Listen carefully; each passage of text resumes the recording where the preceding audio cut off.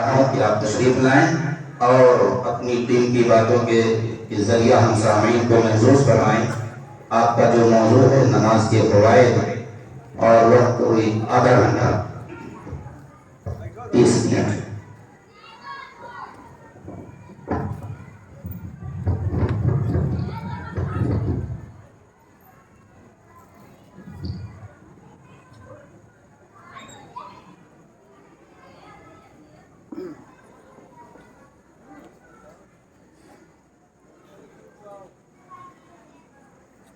السلام علیکم ورحمۃ اللہ وبرکاتہ۔ ان الحمد للہ نحمده ونستعینه ونستغفره ونعوذ باللہ من شرور انفسنا ومن سیئات اعمالنا، من يهده الله فلا مضل له ومن يضلل فلا هادي له، واشهد ان لا اله الا الله وحده لا شريك له، واشهد ان محمدا عبده ورسوله، اما بعد،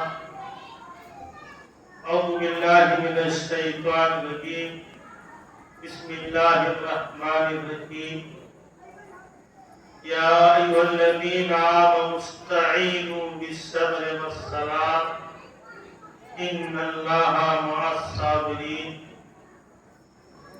رب اشرح لي صدری ویسر لي امری واحلل عقدۃ من لسانی یفقهوا قولی، سبحانک لا علم لنا الا ما علمتنا انک انت العلیم الحکیم۔ نماز دین کے ارکان میں سے ایک اہم رکن ہے، جسے دین کا ستون بھی کہا جاتا ہے۔ کلمہ پڑھنے کے بعد، دائرہ اسلام میں داخل ہونے کے بعد، ایک مومن، ایک مسلمان کی سب سے بڑی نشانی نماز کا قیام ہے، نماز کا پڑھنا۔ اس تعلق سے بے شمار حدیثیں ہم نے بارہا سنی ہیں۔ امام مسلم رحمہ اللہ نے بھی صحیح مسلم کتاب الایمان میں جابر بن عبداللہ رضی اللہ تعالی عنہ کی روایت کو بیان کیا ہے۔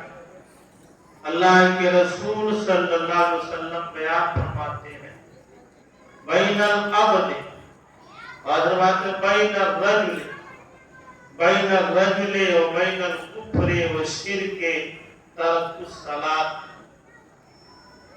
بندے یا آدمی اور کفر کے درمیان، شرک کے درمیان نماز کا چھوڑ دینا۔ تو نماز ایک اہم فریضہ ہے۔ اللہ تعالیٰ نے نماز کو ہم پر فرض کیا۔ نماز کی فرضیت کے تعلق سے یا اس کی فضیلت کے تعلق سے میں آپ کے سامنے گفتگو نہیں کروں گا۔ نماز کتنی اہم چیز ہے، اس تعلق سے حضرت عائشہ رضی اللہ تعالی عنہا کی ایک چھوٹی سی روایت میں پیش کر کے اپنی بات آگے بڑھاؤں گا۔ صحیح مسلم ہی کی روایت ہے۔ اللہ کے نبی صلی اللہ علیہ وسلم بیان فرماتے ہیں، رکعت الفجر خیر من الدنیا وما فیہا، فجر کی 2 رکعتیں دنیا اور دنیا کے اندر موجود تمام چیزوں سے بہتر۔ اہل علم جانتے ہیں کہ تمام محدثین شراح حدیث کے یہاں ان 2 رکعتوں سے مراد فجر کی 2 سنتیں، وہ 2 سنتیں جو اللہ کے رسول صلی اللہ علیہ وسلم بہت ہلکی پڑھتے تھے۔ کیا پڑھتے تھے؟ پہلی رکعت میں آپ سورہ کافرون پڑھتے تھے اور دوسری رکعت میں سورہ اخلاص قل هو اللہ احد پڑھتے تھے۔ یہی دو چھوٹی صورتیں آپ فجر کی 2 رکعت کی جو سنت ہے اس میں پڑھتے تھے۔ انہی 2 چھوٹی رکعتوں کو اللہ کے رسول صلی اللہ علیہ وسلم نے دنیا کے اندر موجود تمام چیزوں سے بہتر قرار دیا۔ کس معنی میں؟ اگر آپ بہت گہرائی کے ساتھ تعمق کے ساتھ اس روایت پر غور کریں، اس میں صرف اور صرف جسمانی فائدہ ہی نظر آتا۔ ایک آدمی صبح سویرے اٹھ کر کے ضروریات سے فارغ ہو کر کے فریش ہو کر کے باوضو ہو کر کے جب اللہ کے سامنے اس مخصوص انداز میں اپنے آپ کو پیش کرتا ہے تو فزیکلی طور پر، جسمانی طور پر جو اس کو فائدہ ملتا ہے، شاید دنیا کی کسی بھی میڈیسین یا دوا میں وہ قوت طاقت نہیں ہے جو اس طرح صرف 2 رکعت نماز پڑھنے سے اللہ تعالیٰ ہمارے جسم، ہمارے باڈی کو عطا کر دیتا ہے۔ یہ بار بار ہم سنتے ہیں کہ اللہ تعالیٰ کو ہمارا سجدہ کرنا، ہمارا جھکنا، اپنی پیشانی کو زمین پر رکھنا یہ بہت پسند۔ ہم بار بار سنتے ہیں یہ روایت کہ اقرب ما یکون العبد من ربہ وہو ساجد، کہ بندہ اپنے رب سے سب سے زیادہ قریب سجدے کی حالت میں ہوتا ہے۔ سجدے کی حالت اللہ تعالیٰ کو بہت پسند۔ ہم اس کا جواب یہ دیتے ہیں کہ ہمارے جسم میں، ہمارے اعضاء میں ہماری ایک پیشانی جو کہ سب سے بلند جگہ پر ہے، اشرف ہے، بہتر ہے، جب اپنی پیشانی کو رب کے سامنے جھکاتے ہیں تو اللہ تعالیٰ کو یہ ادا بہت پسند آتی ہے۔ لیکن چند برس پہلے میں نے ایک سائنسدان کا واقعہ پڑھا، غالباً اس کا نام پروفیسر پال میرا، جو بڑے اونچے پائے کا سائنسدان ہے، جسے نوبل انعام وغیرہ بھی دیا گیا ہے، جس کی پیدائش 1902 میں اور وفات 1984 میں ہوئی ہے۔ متحدہ امریکہ کے فلوریڈا نام کی جگہ میں اس کی وفات ہوئی۔ اس کی کہانی یہ پڑھا کہ جب یہ اپنے اسٹڈی روم میں، مطالعے کے کمرے میں رہتا تھا تو اپنے پیر کو اوپر کر کے سر نیچے کر لیتا اور کئی گھنٹوں تک ایسے پڑا رہتا تھا۔ لوگوں نے پوچھا ایسا کیوں کرتے تھے، یا بعض لوگوں نے پوچھا اتنا بڑا کارنامہ تم نے کیسے انجام دیا، تو اپنا اس نے یہی واقعہ بیان کیا کہ گھنٹوں میں پیروں کو اوپر کر کے سر نیچے کیے پڑا رہتا تھا۔ اس طرح سے پورے جسم کا خون ہمارے دماغ میں آ جاتا۔ آدمی جب دن بھر چلتا رہتا ہے تو نیچے کا خون اس طرح سے ہمارے دماغ تک نہیں پہنچ پاتا ہے جیسا کہ پہنچنا چاہیے، لیکن جب الٹا ہو جاتا ہے تو پورے جسم کا خون دماغ میں پہنچ جاتا ہے۔ ہم بھی جب سجدہ کرتے ہیں اور رب کے سامنے اپنی پیشانی رکھتے ہیں تو ہمارے جسم کی بھی پمپنگ ہوتی ہے۔ بہت دیر تک رہنے سے ہمارے جسم کے اندر جو خون ہے اس کی گردش ہمارے دماغ کو پہنچتی ہے۔ غالباً یہی وجہ ہے کہ اللہ تعالیٰ دماغی طور پر بھی ہم کو بہت فریش اور تازہ رکھنا چاہتا ہے، اس لیے سجدے کی حالت کو ہمارے لیے زیادہ پسند کرتا ہے۔ تو اگر آپ دیکھیں طبی طور پر تو نماز میں جسمانی طور پر سراپا خیر ہی خیر ہے، فائدہ ہی فائدہ ہے۔ دوسری چیز، اللہ تعالیٰ نے نماز کے اندر بڑی تاثیر رکھی، بلکہ تمام عبادتوں میں صرف نماز کا انتخاب کیا ہے کہ آپ کتنی پریشانی میں ہو، کسی مصیبت میں ہو، دکھ اور تکلیف میں ہو، تو آپ نماز کے ذریعہ اللہ تعالیٰ سے مدد طلب کیجیے۔ اللہ تعالیٰ نے سورہ بقرہ آیت نمبر 45 کے اندر بیان فرمایا ہے، مذکور آیت ہے، استعینوا بالصبر والصلاۃ۔ آگے چل کر اسی سورہ میں، سورہ بقرہ ہی کے اندر اہل ایمان سے خطاب کر کے آیت نمبر 153 کے اندر بیان کیا ہے، یا الذین آمنوا استعینوا بالصبر والصلاۃ، اے ایمان والو صبر اور نماز کے ذریعہ مدد طلب کرو۔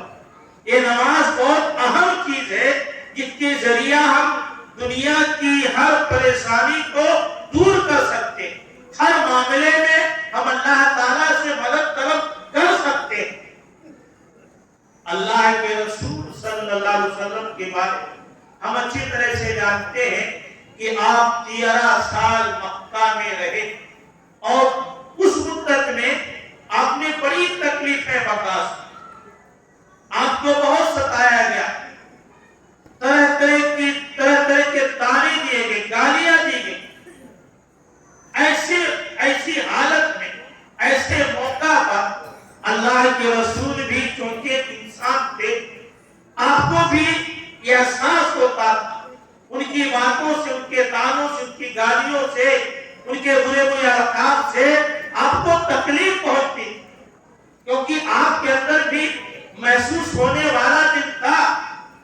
ایسے موقع پر کہ آپ اس تکلیف سے اپنے آپ کو کیسے باہر نکالیں گے، اللہ تعالیٰ نے قرآن مجید میں آپ کے لیے 2 وظیفے مقرر کیے، 2 اہم باتیں بیان کی کہ نبی اگر آپ ان دونوں باتوں کو اختیار کریں، ان دونوں باتوں کو اپنا لیں، تو آپ کی یہ تکلیف، آپ کا یہ گھٹن، آپ کے سینے میں جو تنگی ہے یہ ختم ہو جائے گی۔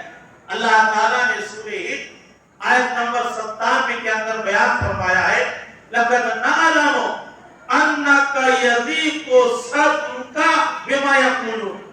اے نبی، یقیناً ہم جانتے ہیں کہ آپ کا سینہ تنگ ہو جا رہا ہے، آپ کو تکلیف پہنچ رہی ہے ان کی باتوں سے، وہ جو کہہ رہے ہیں ان کی باتوں سے آپ کو تکلیف پہنچ رہی ہے۔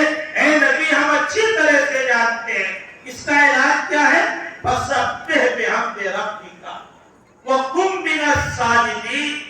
اے نبی، آپ اپنے رب کے حمد کے ذریعہ اس کی پاکی بیان کیجئے اور آپ سجدہ کرنے والوں میں سے ہو جائیے۔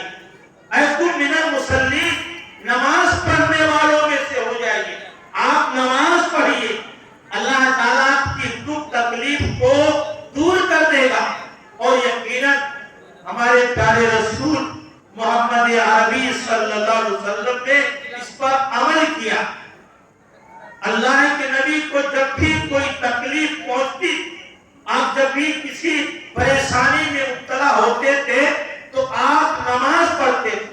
اس تعلق سے ایک روایت سنن نبی داؤد کی پیش کی جاتی ہے، بعض محدثین نے اس پر کلام کیا ہے، حالانکہ امام البانی رحمہ اللہ نے اس روایت کو حسن قرار دیا ہے۔ حدیث کے راوی حضرت حذیفہ رضی اللہ تعالیٰ عنہ ہے، بیان کرتے کہ کان النبی اذا حسبہ امر صلی، نبی کو جب کوئی عام معاملہ پیش آ جاتا تو آپ نماز پڑھتے۔ اگر اس روایت کو ہم ضعیف مان بھی لیں، لیکن عملاً اگر ہم دیکھیں تاریخی طور پر یہ بات ثابت ہوتی ہے کہ واقعی جب ہمارے نبی کسی تکلیف سے دوچار ہوئے تو آپ نے نماز کے ذریعہ اللہ تعالیٰ سے مدد طلب کی۔ حدیث کی ہر کتاب میں محدثین نے کتاب الصلاۃ میں ایک باب قائم کیا ہے، وہ باب کیا ہے؟ صلاۃ الاستسقاء کا باب، بارش طلب کرنے والی نماز۔ جب سالی پڑ جاتی، بارش نہیں ہوتی، کھیتیاں سوکھنے لگتی، اللہ کے رسول اور آپ کے صحابہ 5 وقتہ نمازوں کی پابندی کرتے رہتے، نمازیں پڑھتے تھے، لیکن جب بارش نازل نہیں ہوتی، صحیح بخاری کتاب الاستسقاء میں حضرت عباس بن تمیم کی ایک روایت ہے کہ خرج رسول اللہ الی المصلی یستسقی، بعض روایت میں یصلی، اللہ کے نبی عیدگاہ کی طرف نکلے بارش طلب کرنے کے لیے، واستقبل القبلہ، اس کے بعد آپ قبلہ کی طرف کیے، وصلی رکعتین، اور آپ نے 2 رکعت نماز پڑھی، اس کے بعد اللہ تعالیٰ سے دعا کی اور اللہ تعالیٰ نے بارش نازل کی، قحط ساری رہتی پریشانی میں اللہ کے رسول نے نماز کے ذریعہ مدد طلب کی، استسقاء کی نماز پڑھی۔ ایسے ہی حدیث کی ہر کتاب میں اہل علم جانتے ہیں کہ صلاۃ الخسوف یا صلاۃ الخسوف اس کا وہاں موجود ہے۔ خسوف یا خسوف کا معنی ہے سورج کا گرہن لگنا، چاند کا گرہن لگنا۔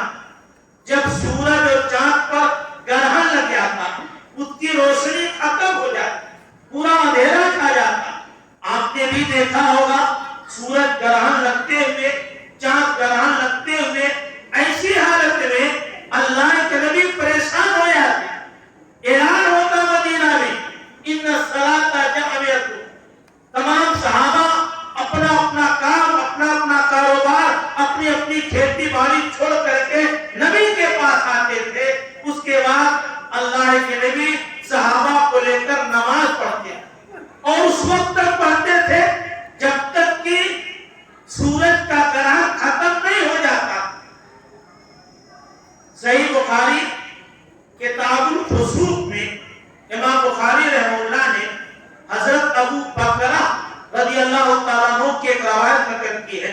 حضرت ابو بکرہ رضی اللہ تعالیٰ عنہ کہتے ہیں کنا عند رسول اللہ، ہم اللہ کے رسول کے پاس بیٹھے ہوئے، فانکسفت یا فانکسفت الشمس، اتنے میں سورج کو گرہن لگ گیا، ارد گرد کالے چھالے پڑ گئے، روشنی ختم ہو گئی۔ قام رسول اللہ، اللہ کے رسول کھڑے ہوئے، یجر رداءہ، اپنی چادر کو گھسیٹ رہے تھے، اور وہ تیزی کے ساتھ داخل المسجد، آپ مسجد میں داخل ہوئے، ودخلنا، ہم بھی داخل ہوئے۔ اس کے بعد صلی بنا رکعتین، اللہ کے نبی نے ہم کو 2 رکعت نماز پڑھائی۔ صحیح بخاری ہی میں حضرت عائشہ رضی اللہ تعالیٰ عنہ کی روایت ہے کہ جب نبی کے زمانے میں سورج کو گرہن لگ گیا تھا تو اللہ کے نبی صحابہ کو لے کر نماز پڑھتے تھے۔ آپ کھڑے ہوتے، اطال القیامہ، بہت دیر تک آپ قیام کرتے، اس کے بعد آپ رکوع میں جاتے، بہت دیر تک رکوع کرتے، پھر سر اٹھاتے، پھر آپ کے رسول کر دیتے۔ اس نماز میں اللہ کے نبی 2 رکوع کرتے، 2 رکوع آپ نے کیا، اور اس وقت تک پڑھتے رہے حتیٰ انجلت الشمس، یہاں تک کہ سورج روشن ہو گیا۔ جب تک سورج کا گرہن ختم نہیں ہو جاتا اللہ کے رسول نماز پڑھتے، نماز کے ذریعہ اللہ تعالیٰ سے مدد طلب کرتے تھے۔ جب بھی موقع ہے، سنن ابی داؤد، صحیح الترغیب اور مسند احمد کی ایک روایت ہے، حدیث کے راوی علی بن ابی طالب رضی اللہ تعالیٰ عنہ ہے، بیان کرتے ہیں کہ غزوہ بدر کے موقع پر بدر والی رات جب ہم وہاں پہنچ گئے، ما فینا الا نائم الا رسول اللہ تحت شجرۃ یصلی و یبکی حتی اصبح، گرم تھکاوٹ کی وجہ سے ہم کو نیند آ گئی، ہم سب سو گئے سوائے اللہ کے رسول کے۔ اللہ کے رسول صلی اللہ علیہ وسلم ایک درخت کے نیچے آپ یصلی، نماز پڑھتے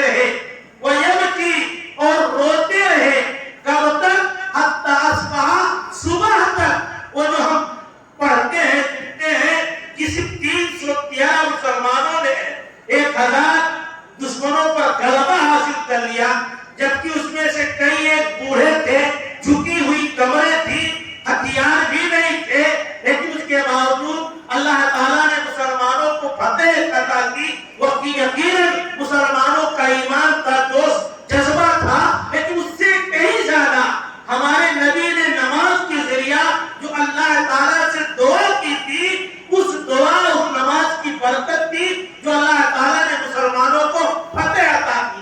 تو جب ضرورت پڑتی تھی اللہ کے رسول صلی اللہ علیہ وسلم نماز کے ذریعہ مدد طلب کرتے تھے۔ ہمیں بھی چاہیے جب بھی کوئی پریشانی ہو، جب بھی کسی مصیبت میں مبتلا ہو، ہم انسانی کوشش کریں، انسانی تدبیر کریں، ڈاکٹروں کے پاس جائیں، علاج کرائیں، لیکن اس کے ساتھ ساتھ بلکہ اول وہلہ میں ہم پہلے 2 رکعت نماز پڑھیں، اللہ سے روئیں، اللہ سے دعا کریں، پھر دوا علاج کے لیے جائیں، پھر لوگوں سے مشورہ لیں، پھر کوشش کریں، کیونکہ ہمارا عقیدہ ہے کہ دواؤں میں شفا اور تاثیر بھی اللہ تعالیٰ ہی پیدا کرتا ہے۔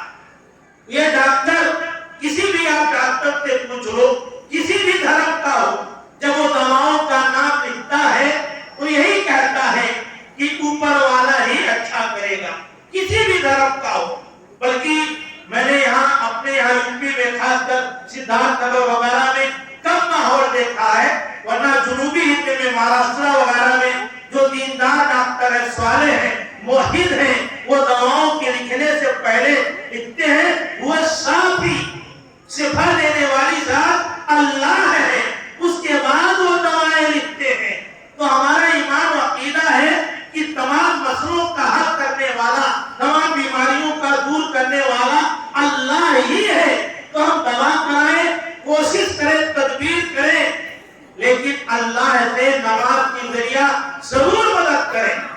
ایک مثال میں اور دوں آپ کو، صحیح بخاری اور صحیح مسلم کی روایت ہے، امام بخاری رحمہ اللہ نے کتاب احادیث الانبیاء میں، ایسے ہی کتاب البیوع میں، اور امام مسلم رحمہ اللہ نے کتاب الفضائل، باب فضائل خلیل اللہ ابراہیم علیہ السلام میں بیان کیا ہے۔ لمبی روایت ہے، حدیث کے راوی حضرت ابو ہریرہ رضی اللہ تعالیٰ عنہ ہے، بیان کرتے ہیں خرج ابراہیم، بعض روایتوں میں حاجر ابراہیم بسارۃ، حضرت ابراہیم علیہ السلام اپنی بیوی سارہ کو لے کر ہجرت کے ارادے سے نکلے، چلتے چلتے ایک علاقے میں پہنچے، ایک گاؤں میں پہنچے، فَإِذَا فِيهَا مَلِكٌ مِّنَ الْمُلُوكِ أَوْ جَبَّارٌ مِّنَ الْجَبَابِرَةِ، اس علاقے میں ایک ظالم بادشاہ تھا، جب بھی اس علاقے سے کوئی عورت گزرتی تھی تو وہ عورت کو چھیڑتا تھا، الا ایک کہ اس کے ساتھ رہنے والا مرد اس کا بھائی ہوتا اور وہ عورت بہن ہو، تب وہ نہیں چھیڑتا۔ حضرت ابراہیم علیہ السلام سارہ کو لے کر جب اس علاقے میں پہنچے تو اس بادشاہ کے کارندوں نے، لوگوں نے بتایا کہ ایک آدمی ایک بہت خوبصورت عورت لے کر کے آیا۔ لوگوں سے بادشاہ نے کہا کہ اس آدمی کو بلا کر کے لاؤ۔ حضرت ابراہیم سے پوچھا گیا کہ کون؟ انہوں نے کہا کہ میری بہن۔ اس کے بعد جب سارہ کو یہ ہوا کہ پیش کیا جائے تو حضرت سارہ سے حضرت ابراہیم نے کہا کہ دیکھو ہم نے وہاں کہا ہے کہ تم میری بہن ہو، تم مجھے جھٹلانا نہیں، کیونکہ دینی اعتبار سے تم میری بہن ہو۔ اس روئے زمین پر اہل اسلام میں ہم دونوں کے علاوہ کوئی نہیں ہے، اس لیے دینی اعتبار سے تم میری بہن ہو۔ سارہ علیہ السلام کو بادشاہ کے کارندے لے گئے۔ حدیث میں ہے، صحیح بخاری کے الفاظ ہیں کہ جیسے سارہ وہاں سے چلی، قام ابراہیم علیہ السلام، فوری طور پر حضرت ابراہیم علیہ السلام نماز میں کھڑے ہو گئے۔ قام ابراہیم علیہ السلام، حضرت ابراہیم نماز میں کھڑے ہو گئے۔ حضرت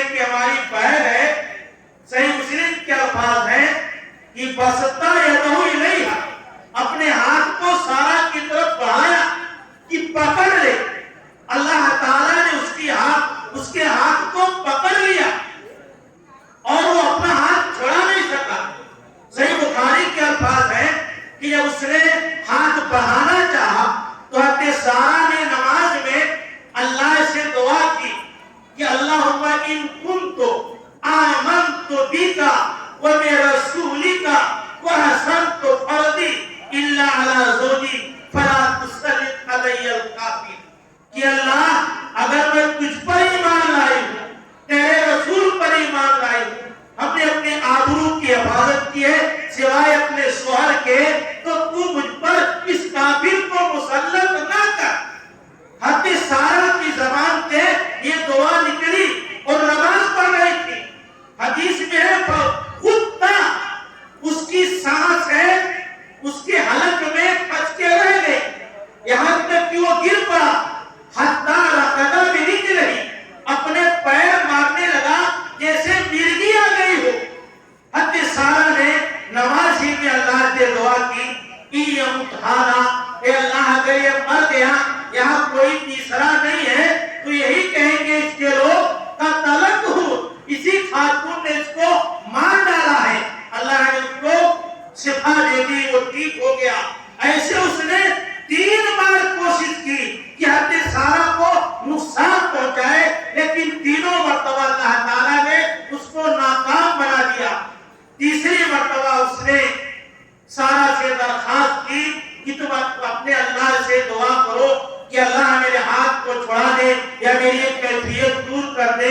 سارہ علیہ السلام نے دعا کی اور وہ آدمی ٹھیک ہو گیا۔ اتنا گھبرایا کہ اپنی بیٹی ہاجرہ کو سارہ کی خادمہ بنا کر کے دے دیا کہ میری بیٹی کو لے جاؤ اپنی خادمہ بناؤ۔ سارہ وہاں سے چلی۔ حدیث میں ہے فلما رأىٰ ابراہیم انصرف، اب تک حضرت ابراہیم نماز پڑھتے رہے، جب دیکھا کہ سارہ چل کے آ رہی ہے جلدی سے سلام پھیرا، دوڑ کر کے گئے، کہا سارہ کیا ہوا؟ سارہ علیہ السلام نے کہا کہ اللہ تعالیٰ نے اس کافر کو رسوا کر دیا ہے اور مجھے بچا لیا ہے۔ یہ نماز وہاں کوئی اور ذریعہ نہیں تھا، اس ظالم بادشاہ سے بچنے کے لیے حضرت ابراہیم علیہ السلام نے، حضرت سارہ علیہ السلام نے نماز کے ذریعہ اپنی حفاظت کی، اپنے آبرو کی حفاظت کی۔ یہ نماز اتنی اہم چیز ہے میرے بھائیوں، جہاں جب ہم چاہیں اللہ کی اس نماز کے ذریعہ مدد طلب کر سکتے ہیں، لیکن ہماری علم نصیبی ہے کہ ہمیں سے زیادہ تر لوگ نماز نہیں پڑھتے ہیں، نماز چھوڑ دیتے ہیں، نماز کی کوئی اہمیت نہیں ہمارے یہاں، جبکہ نماز کے ذریعہ اللہ کہہ رہا مدد طلب کرو۔ ایک منٹ میرا اور وقت بچا ہے، ایک اور مثال دے کر کے میں اپنی بات ختم کر دوں گا۔ صحیح بخاری کی روایت یہ بھی ہے اور صحیح مسلم کی ہم نے روایت صحیح مسلم کتاب البر والصلہ سے لیا ہے۔ حدیث کی راوی اپنے ابو ہریرہ رضی اللہ تعالیٰ عنہ ہیں، بیان کرتے ہیں یہ واقعہ بھی بہت مشہور ہے، لیکن جس پہلو سے میں استدلال کر کے آپ کے سامنے پیش کرنا چاہتا ہوں، اس پہلو پر ہم کم سنتے ہیں۔ واقعہ یہ ہے، اللہ کے نبی فرماتے ہیں لم یتکلم فی المہد الا ثلاثۃ، اس دنیا میں بچے کی حالت میں، دودھ پینے کی حالت میں 3 بچوں نے گفتگو کی ہے۔ بعض روایتوں کے مطابق 4 بچوں نے اس دنیا میں گفتگو کی ہے۔ اس میں سے ایک عیسیٰ بن مریم ہے اور دوسرے صاحب و جریج۔ اس کے بعد واقعہ پورا نقل کرتے ہیں کہ ایک جریج نام کے ایک شخص تھے، کانا جریج رجلا عابدا، ایک عابد صالح آدمی تھے، انہوں نے اپنا آبادی سے باہر ایک عبادت خانہ، ایک خانقاہ بنا رکھی تھی، اسی عبادت خانے میں ہمیشہ رہتے تھے، عبادت بندگی کیا کرتے تھے۔ ایک دن اتتہ ان کی ماں ان سے ملنے آئی، باہری سے آواز دیا یا جریج، وہ ہوا یصلی، کہاں ہے جریج؟ اور جریج نماز کی حالت میں تھے۔ نمازی کی حالت میں اپنے جی میں انہوں نے کہا یا ربی امی و صلاتی، ہائے اللہ میری ماں اور میں نماز میں ہوں، فاقبل علی صلاتی، لیکن وہ نماز پڑھتے رہے، نماز کو توڑا نہیں۔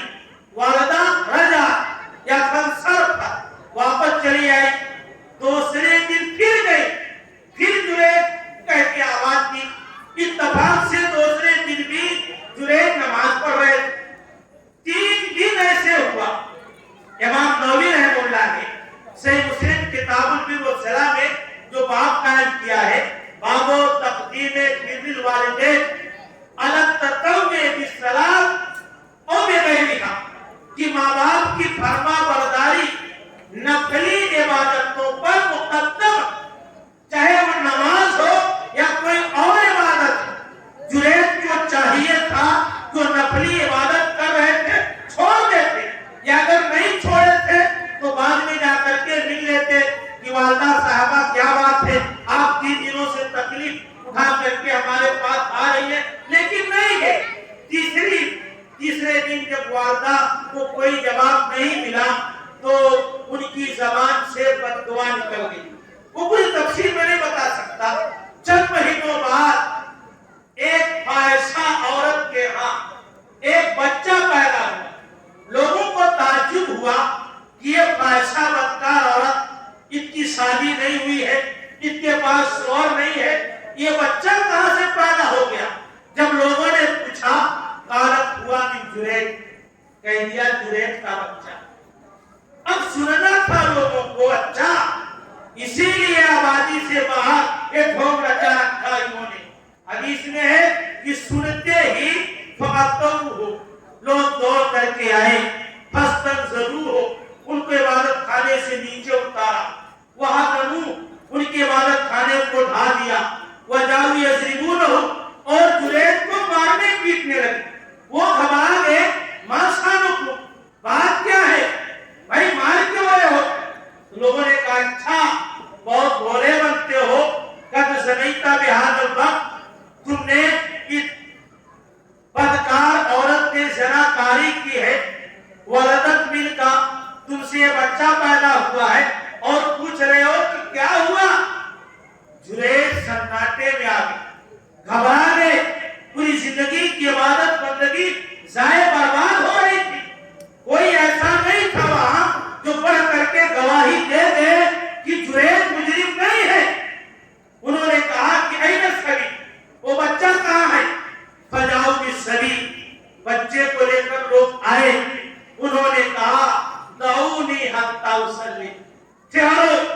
حدیث میں توضا، انہوں نے وضو کیا، ثم صلی، نماز پڑھی، اس کے بعد بچے کو سلام پھیر کر کے بچے کو اپنے گود میں لیا، تانا فی بطنہ، بچے کے پیٹ میں انگلی سے کچوٹا لگایا، مارا، اور کہا یا غلام من ابوکا، اے بچہ تو ہی بتا تیرا باپ کون ہے؟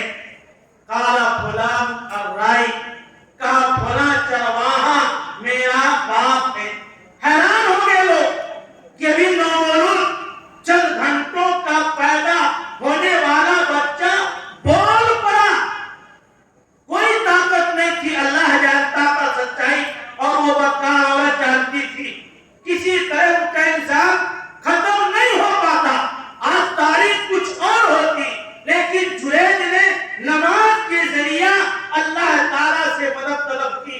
جی ہاں میرے بھائیوں، نماز نے اس بچے کے اندر قوت گویائی عطا کروا دی اللہ تعالیٰ سے۔ بچہ بولنے لگا، ہمارا کوئی بھی مسئلہ، کوئی بھی پریشانی، کوئی بھی تکلیف، میرا اچھے دعویٰ ہے، تجربہ کر کے دیکھو، کوئی پریشانی ہو رب کے سامنے پہنچ جاؤ، 2 رکعت نماز پڑھو اور نمازوں کی پابندی بھی کرو، رب سے رو، دنیا کا کوئی مسئلہ نہیں ہے جو اللہ تعالیٰ حل نہ کرتے، کیونکہ اللہ خود کہہ رہا ہے اے ایمان والو نماز کے ذریعہ مدد طلب کرو۔ تو ہمیں نماز پڑھنی چاہیے، نماز کبھی ترک نہیں کرنا چاہیے۔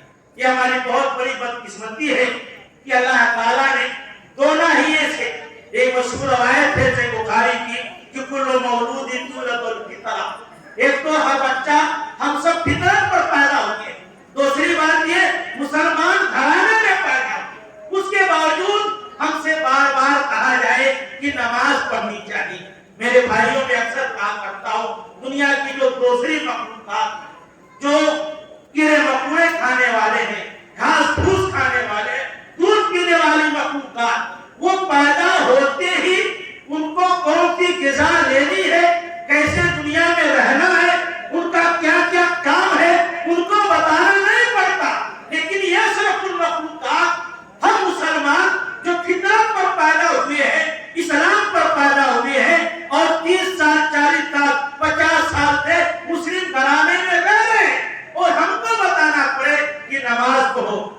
بھائیوں انتہائی افسوس کی بات ہے، ہمیں ضرورت نہیں پیش آنی چاہیے کہ بار بار تاکید کی جائے کہ نماز پڑھو نماز پڑھو۔ فطری طور پر ہم کو مسلمان گھرانے میں پیدا ہوئے ہیں، اس کی وجہ سے ہمیں بچپن ہی سے بغیر کسی انقطاع اور ندا کے نماز پڑھنا چاہیے۔ اللہ تعالیٰ ہم سب کو کتاب و سنت کی صحیح و سچی سمجھتا فرمائے، کتاب و سنت کی روشنی میں زندگی گزارنے کی توفیق عطا فرمائے، اور نمازوں کی پابندی کی بھی اللہ العالمین ہمیں توفیق دے۔ ہر قسم کے شر و برائیوں سے ہم سب کو محفوظ رکھ، ہر قسم کے عمل صالح کی توفیق دے۔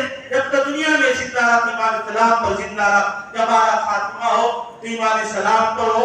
آمین۔ السلام علیکم ورحمۃ اللہ وبرکاتہ۔ السلام ورحمۃ اللہ وبرکاتہ۔